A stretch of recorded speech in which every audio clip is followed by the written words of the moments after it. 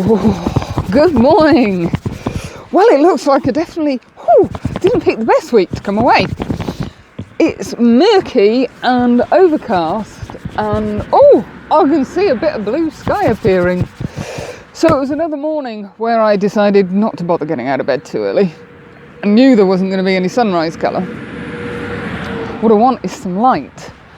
I'm at Loch Var, which is a really dinky little loch. Beautiful woodlands surrounding it.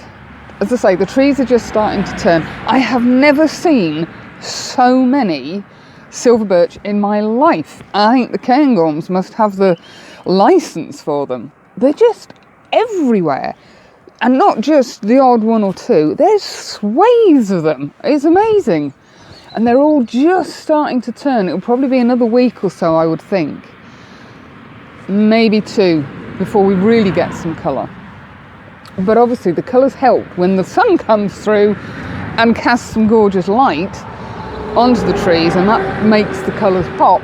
As I say, we've got a bit of blue sky coming through there. The weather forecast said the sun would come through about 9 o'clock, and it is about 10 to 9.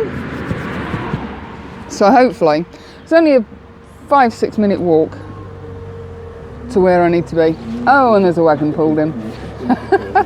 I'm in a little car park by a cemetery. So no, I didn't stay here last night. Stayed about 8-9 minutes up the road in a little pull-off in the wood. My God, it was blacker than a black thing up there. It was ridiculously dark. But I had a lovely night's sleep up there, so it's lovely and peaceful. So I'm going to get my bag, go for a wander. I know what's here. I just need to find it and have a look and see what I can come up with.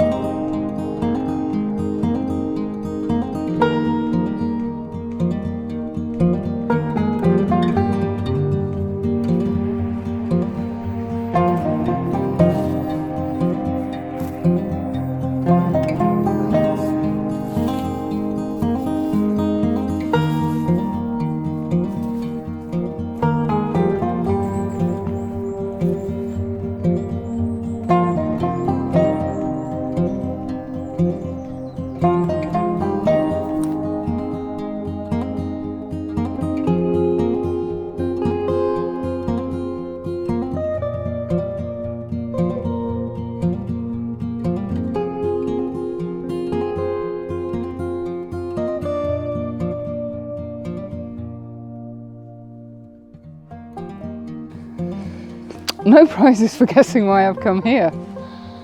Can you just imagine this colour with some light? I could almost cry because the sunlight would just make the yellows of that little tree over there pop. The red roof of the boathouse would really pop. There's a beautiful mountain appearing out of the gloom in the distance.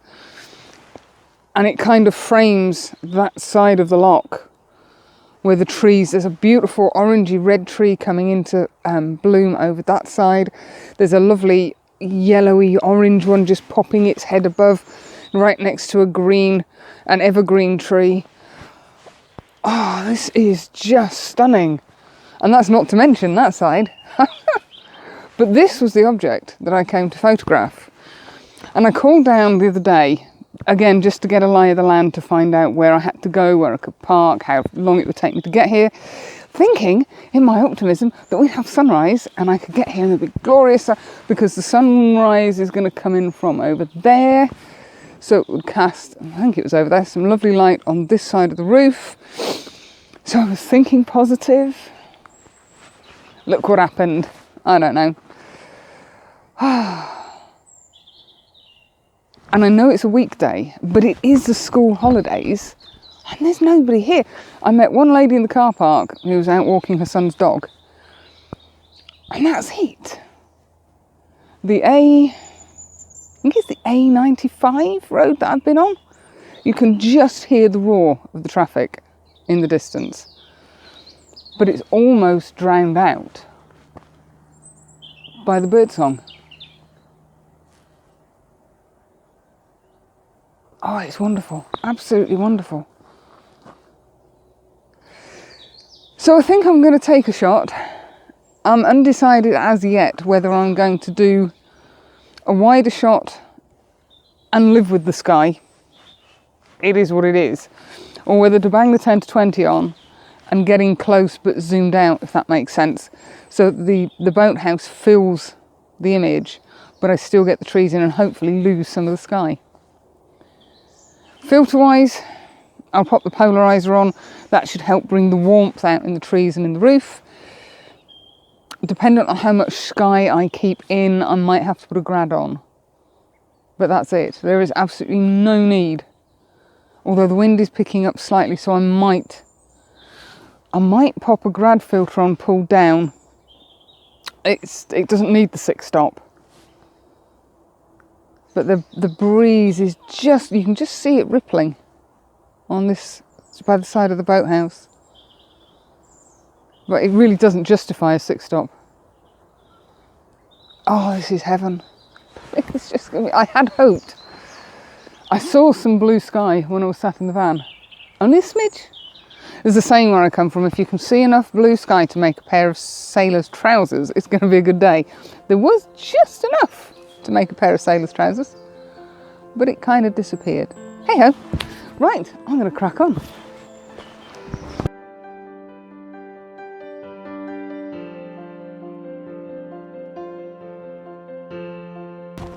Well, about 2 minutes after I stopped talking to you just now, when I was around there, the wind picked up. I took a record shot, not happy with it. It's the sky that lets it down and the fact that there is no light. I can cope with murky clouds if I want to make a mono image with a high contrast, or I want soft light for waterfalls, but murky clouds and no light for reflections to me is just a waste.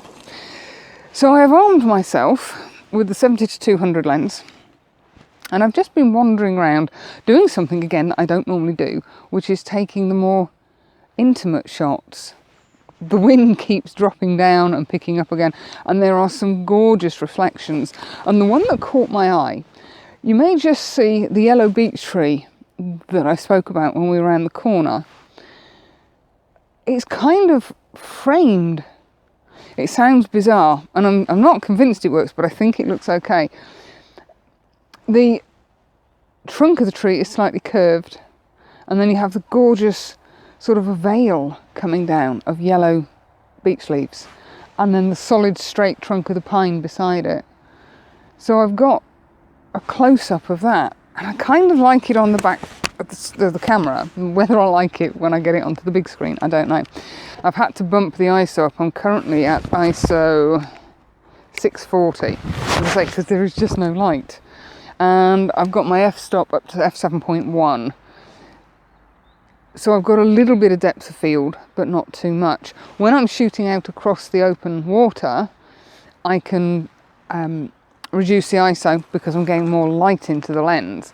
But shooting this quite close up, I found I had to reduce the f-stop to give me a big enough shutter speed that I wouldn't get a blurry image. I have the image stabilization on, but you don't want to drop your shutter speed below your focal length. So I was shooting here at 70mm and my shutter speed was 80th of a second. So it was just on the limit of what the camera could do. I could probably get away with dropping it down to 70 or even 60, a 60th of a second. But I don't want to go any lower than that because I'm going to introduce shake into my images. So yeah, it's not something I usually do. But why the hell not? There's nothing else to do. I keep thinking I see blue sky, but I think it is just my imagination.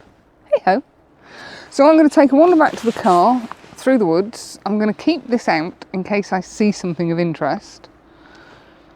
And see what's what. But around the far side, it's gone perfectly calm again. And there's kind of a... It's not a brick wall, it's where the shore, for want of a better word, comes up, and it's a gorgeous grey.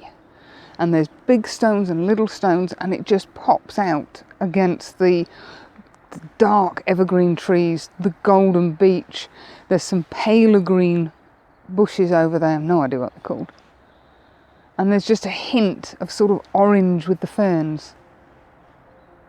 Definitely not a wasted day. Right, onwards and upwards, as they say.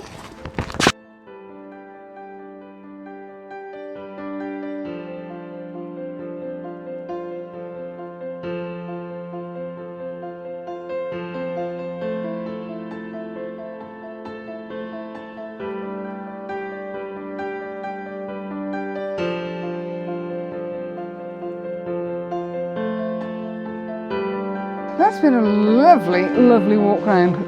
The light's just not happened, so you're going to get bombarded with Inkblot images. Can't help myself. They work so well, cutting out the sky, cutting out the sky's reflection in the water. It just really makes the reflections perfect. Let's say they're Inkblot. They're things that I'm sure psychologists should be using. And the only thing to remember with reflections is symmetry. I'll put my neck on the block and say, yes, you need symmetry for reflections to work, but I know that isn't always true. But for me, yes, I like to have symmetry. I had a go at a couple of different images around the far side. I just got so carried away that I didn't pick the camera up and talk to you guys. And the most surprising things work, and you really don't expect them to. On the way back round, I want to say it's a beech tree, but it almost looks like a weeping willow with the way that the branches hang off. But I noticed the gold of the leaves. So I popped the polarizer on to darken the background. I stood up high enough. Oh, where did we go? Yeah, it's sort of there. So I just had a little dark band at the top, and the rest of the leaves and the branches were against the water. I've darkened the water down using the polarizer, and it looks like a golden curtain. It's wonderful. So it's unexpected things like that that make me glad I came out for a wander, even though it's rubbish weather. I am trying my best at woodland photography, but it's a genre I really struggle to see an image. I must have taken 100 snapshots on the way around and looked at them and gone, oh, somebody else would make a really good image of that. And not this baby. For me, a woodland scene needs mist or a shaft of light. So you can be walking in a really nice dark wood, very much like Simon Baxter with his tree. I think it's called Guardian. I want to say Guardian, and I may well be wrong. He's got an ancient, I think it's an oak tree, in a forest of pines. And the light was just hitting it perfectly, and it brought the gnarly old oak to life, but left the background in darkness, and that works perfectly. Mist helps give you separation, but on a day like today, no, I'm not going to get anything. I've got a couple that I think I quite like. I've got some very pretentious names for them as well. The things you think of while you're wandering around the woods. Now it is 11:30. I haven't had breakfast yet, so I'm going to head back and have brunch. And then I'm going to scoot off and see what else I can find. The temptation is to start heading home. It is Thursday today. I've got a place that I want to go to tomorrow. and then a location on Saturday, if I can remember how to get there. It's somewhere I passed on the way out, or on the way up here. So yeah, I'm going to sort of start heading back down south a bit. But I'll be back. I'd like to come back in the snow, or at least when we have some frosts. I think frosts would be really nice. And some blue sky. Keep your fingers crossed, tomorrow might be better.